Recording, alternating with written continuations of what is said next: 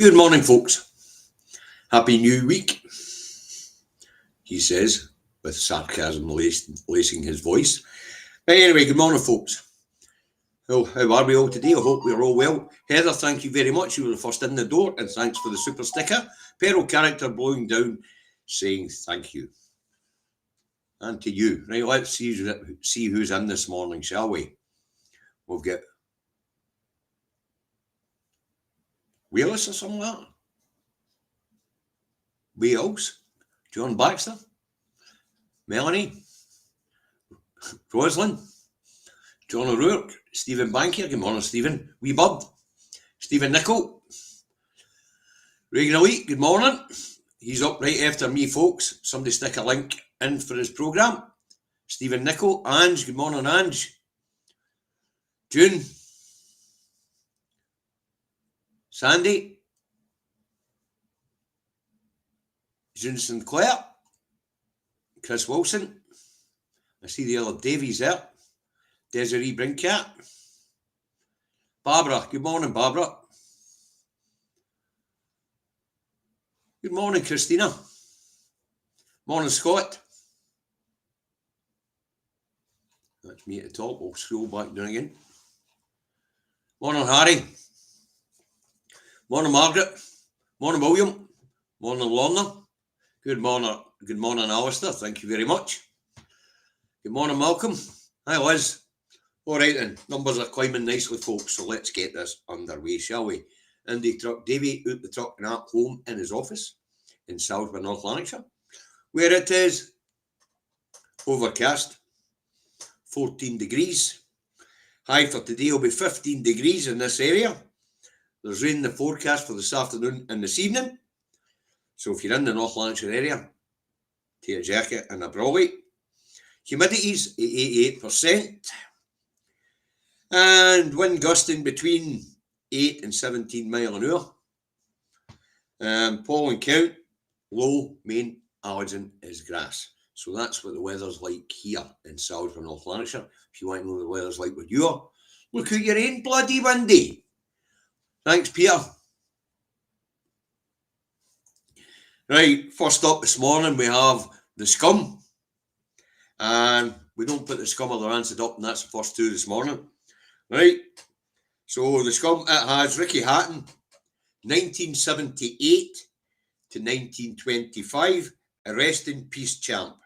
Boxer, dead at 46. Tears for legend. Don't know much about the guy, I have heard of him, Ricky Hatton, but I don't know anything about the fella. So, well, it is. Right, next up we have the Rancid. Hell of a young man though. The Rancid, it has, same story, boxing legend dies at 46. R.I.P. Ricky. Tributes flood in as ring champion Hatton dies at home. It's a hell of a young man. 46. I think I remember him fighting. He was quite a fit man.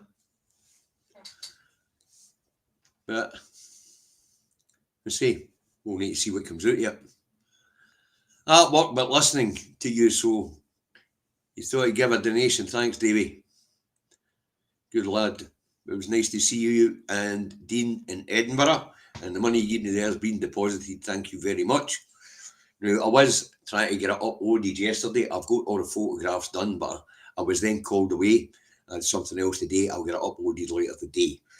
Hopefully. I've never tried to upload anything off my phone onto this particular computer, but apparently this Windows 11 is much easier to operate than the old Windows 10 system. So hopefully it'll just be as smoothly as it would have been on the old computer. Right, let's move on. Next up, we get a Daily Fail. I'll stick the Daily Fail up. We'll see what it's got for us today. No, that's not the fail. Let's try the other way. Oh, it's going to be one of the mornings, isn't it?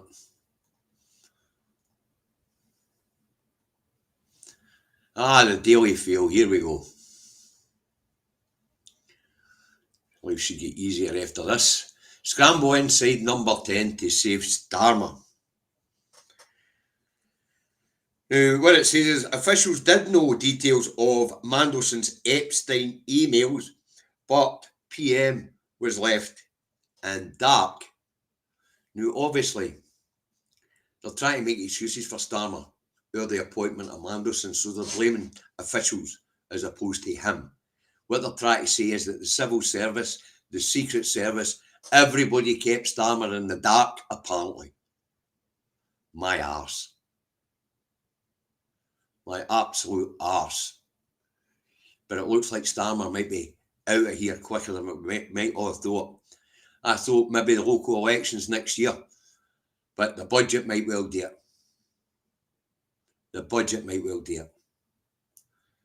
And it would appear that there is a leadership contest coming, but we'll get more of that as we get through the headlines. So we'll get rid of that.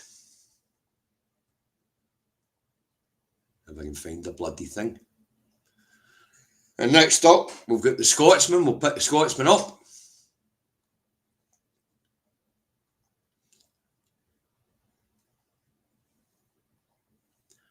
So what we got in the Scotsman today?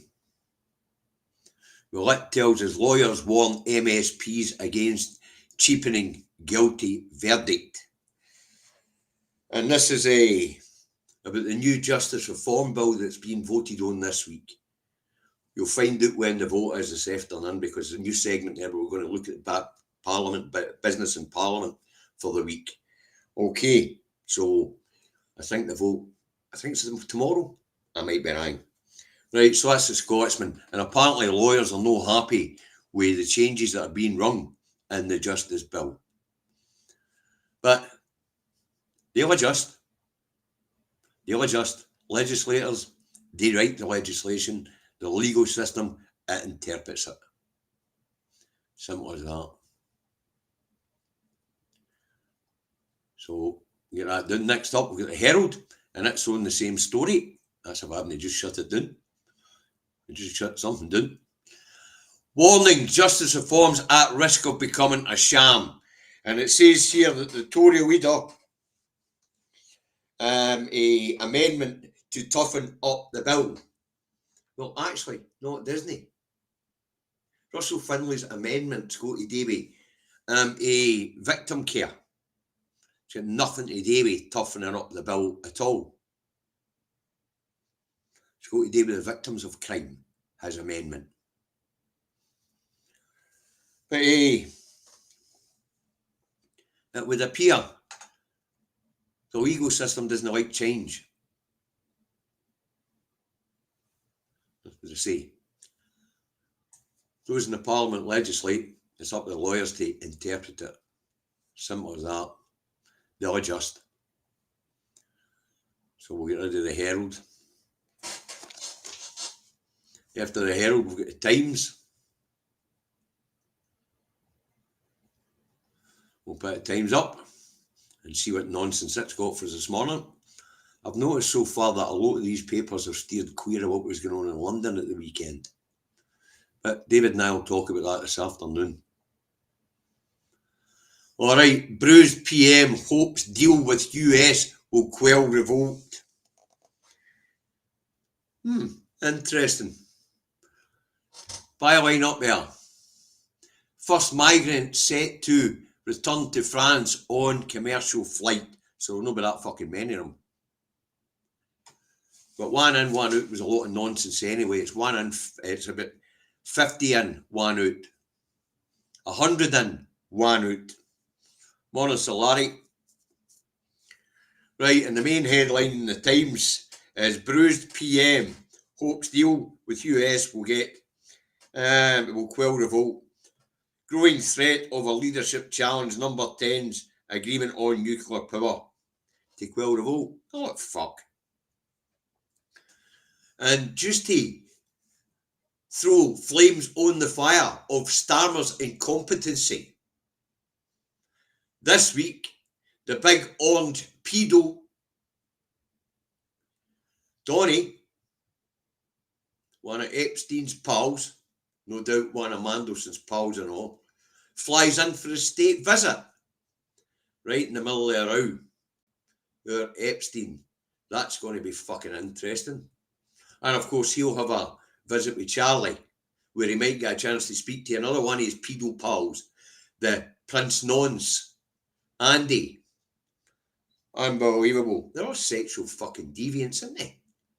Charlie's an adulterator. Andy's a fucking pedo. Jesus. Ah, hi Charlie. Wonderful stuff. So things are not going to get any easier for Starmer. And it looks like Andy Burnham's gunning for his job. That'll take about a year though. So we'll find the Times and get rid of it. After the Times, of course, inevitably comes the Telegraph. Or the Tory graph, whatever you want to call it. Red and blue Tory graph, actually.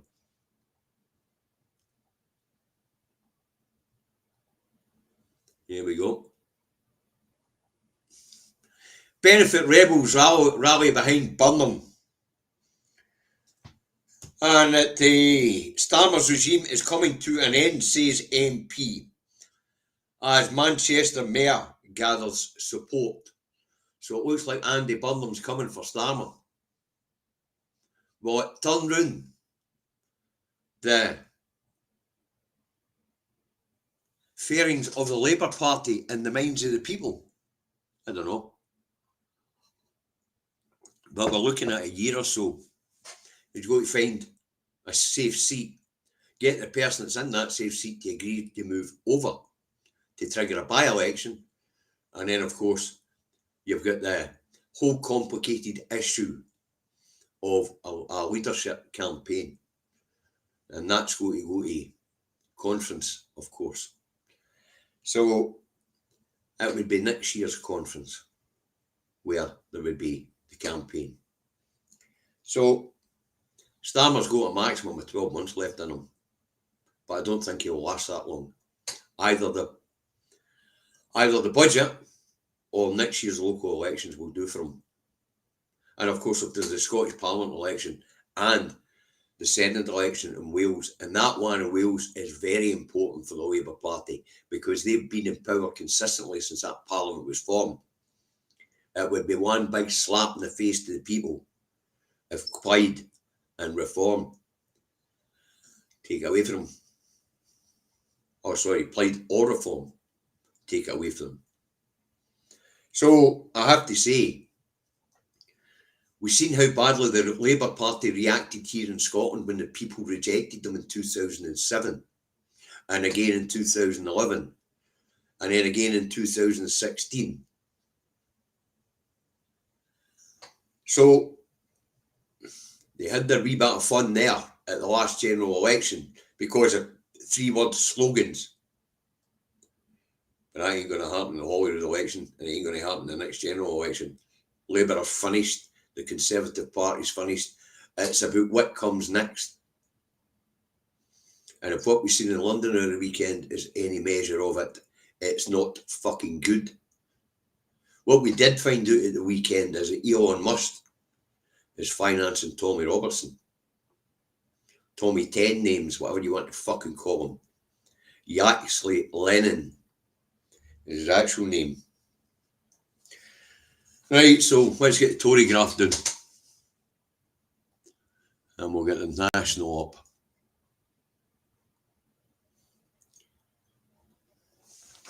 What's the National vote for us this morning? Well, actually, the National's got a great headline this morning. So it has.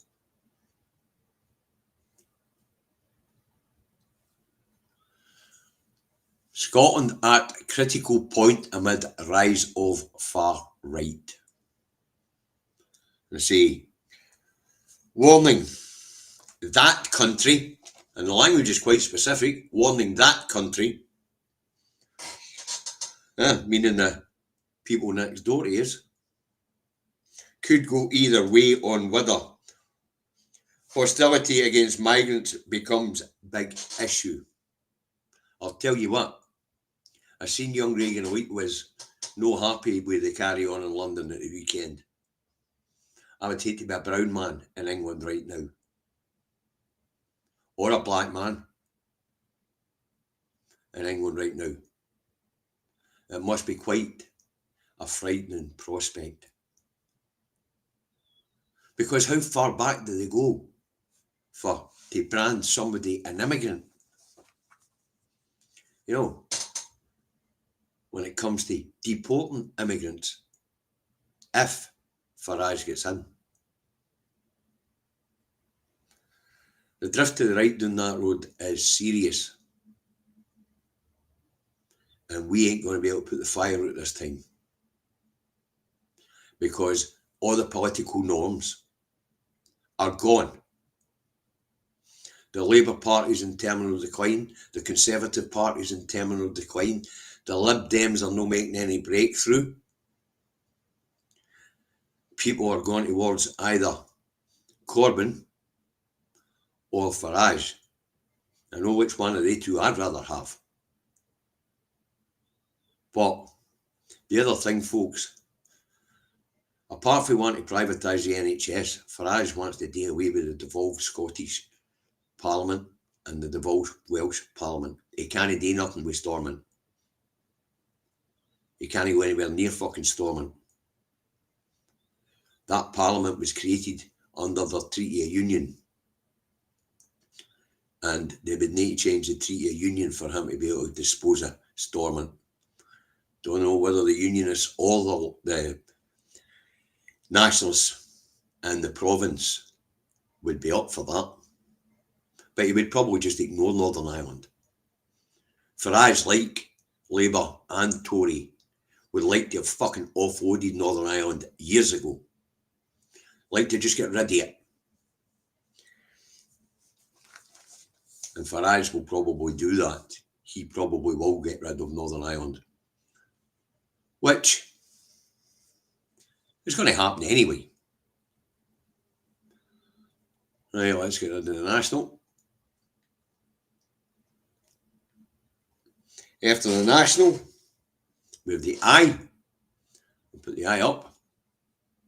The Metro today. Prisoners will help to build warships under new plan to boost UK defences. Now, apparently, they're going to teach the prison population to weld and get them building ships. That's what you call cheap labour. That's what you call cheap labour. So we're going to get the prison population to build these ships. Okay. So, ex-cons and servant cons will be taught to weld and then sent to work in the shipyards, apparently. I wonder how the people who work in the shipyards at the moment and those who thought they were going to be getting jobs out of this massive investment, I wonder how many of them will want to work with dangerous cons. No. Okay. But there you go, folks. Get your battleships built on the cheap. Get prisoners to do it. It's not quite stamping out number plates, is it?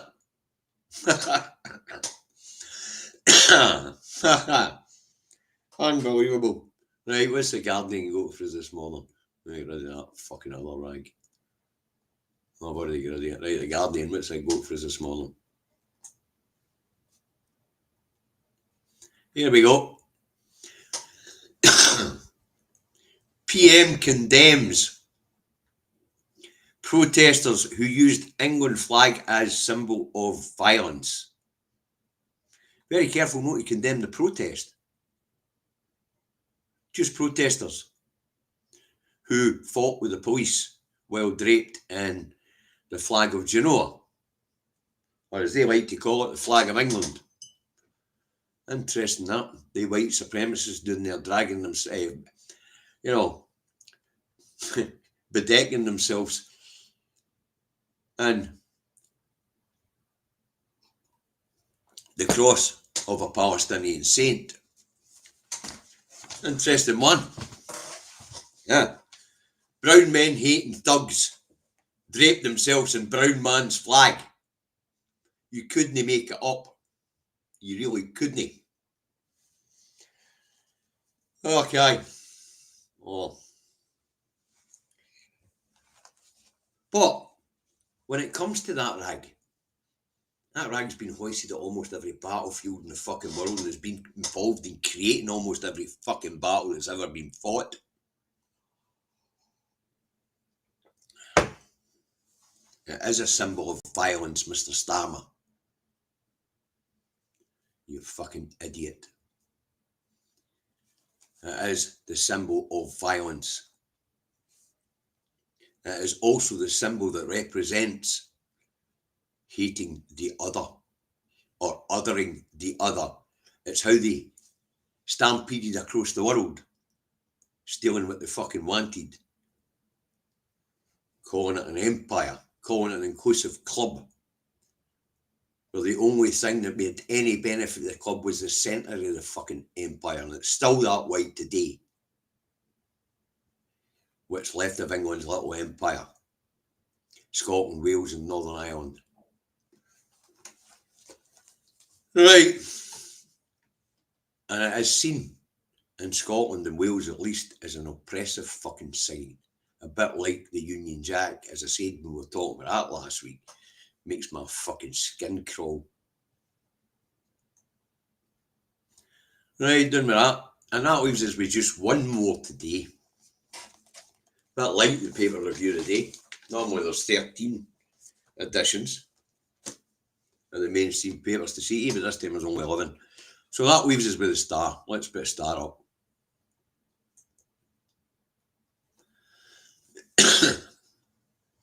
Today the Star has a tribute to the boxer Ricky Hatton, and it says Ricky Hatton, 1978 to 2025. Jesus, he was young. He was a man of the people, a great man inside the ring, and a wonderful man outside of it, says Barry McGuigan. Well, I'm assuming that Barry knew him, because one thing's for sure, I couldn't tell you whether he was a good man, a great man, or an ordinary man. He was a good boxer, that's for sure. But apart from that, couldn't tell you anything else about him. Not a bloody thing. Okay. So, real problems down that road at the weekend, folks. And some real ugly sights were seen. As the anti-immigration programme, or Unite the you couldn't make it up, Unite the Kingdom protest, as they were calling it. Unbelievable. Yeah. Apparently it's Unite the Kingdom if you're white. Everybody else doesn't count. Hey. But I'm warning you people here in Scotland and in Wales, if anybody's watching. See, when they're finished othering the black, the brown man, they'll turn on us. That's the way it goes. That's the way it's always been. When they've got nobody else to other, because they've chased them all off, deported them all or whatever, they'll turn to othering us. That's when it gets really fucking dangerous.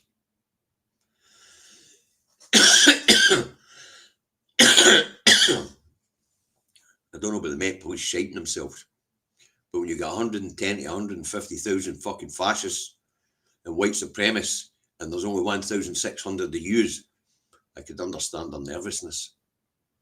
I really can. But we'll get a wee bit more of that this afternoon, okay? Thanks to everybody who joined the stream. 154 of you watching at the moment. Was that 64? 64, I think. 154 of you watching at the moment. Thanks very much. Please hit the like button.